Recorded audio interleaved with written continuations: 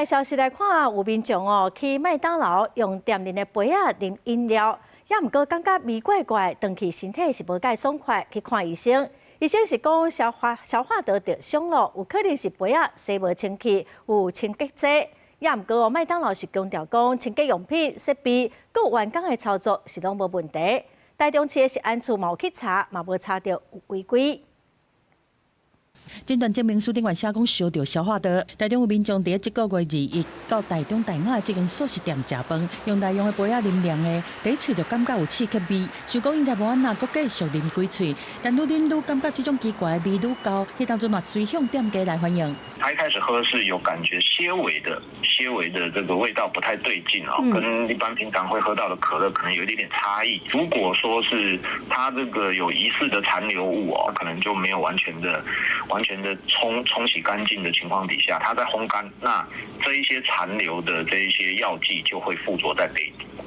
当事人的老爸是家不满服务人员，第一时间根本就无积极来处理。因查某囝转去厝了后，全面家拢感觉痛，伊刚去看医生，诊断就是消化道烧着。这个内用杯仔残留清洁剂，品质嘛可能真歹。其他的民众嘛对中学使用的内用杯仔袂放心。这样杯子感觉就是会蛮多人用过的啦。我都以外带杯居多。台中市食安处去这间店稽查，包括洗设备、流程和清洁剂的管理，嘛有关心饮料杯仔敢有洗好清气，拢无发现奇怪的所在。麦当劳对2022年开始是配合政策实施使用内用的饮料杯仔，内用杯回收了后会先用人工来洗，再搁放入去生活机，用食品用的清洁剂来洗和消毒。